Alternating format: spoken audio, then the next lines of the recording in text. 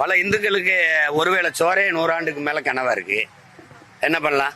பாலு கலாத குழந்தை, கல்வி கேங்காத மாணன், வேலை கலையாத இளைஞன், இதுதான் என் கனவு இந்தியான்னா பகத்சிங். அடிமை இந்தியாவில் 79 ஆண்டு ஆயிடுச்சுன்னு அப்படியே இருக்கே, அப்படியே இருக்கே. இந்துக்கு ஒரு கனவு, இந்தியாவுக்கு ஒரு கனவு. இது எப்படி ஒரு ஆளுகிற ஒரு கட்சி ஒரு நாட்டுல இந்து மக்களின் ஒற்றுமைன்னு பேசுது? இந்துக்களுக்கு ஒரு கனவு இருக்குங்குது. இந்திய மக்களின் ஒற்றுமைன்னு தான் பேசணும். நாட்டின் மிக உயர்ந்த இடத்துல இருக்க ஐயா உள்துறை அமைச்சர் அமித்ஷா வந்து சொல்றாரு, இது இந்து மக்களின் ஒற்றுமை, இந்து மக்களின் எழுச்சிங்கிறப்பல, ஒற்றுமைங்கிறப்பல. அப்ப இந்திய மக்களின் ஒற்றுமை என்ன ஆகும்? எப்படி? அப்ப ஒரு மதத்துக்கு ஒரு கனவு இருக்கு.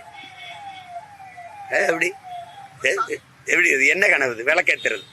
பல வீடுல விளக்கு இல்லாம இருண்டு கிடக்குது. பாஜக அமைதி பேரணி போறாங்க. நீங்க சென்னையில பாஜக மாநில தலைமையில அமைதி பேரணி போறாங்க. அப்படின்னா பேராபத்து இருக்குன்னு அர்த்தம். ஆழ்கடலின் அமைதி எப்படி புயலா மாறுதோ தம்பி, இப்ப பேராபத்துன்னு அர்த்தம்.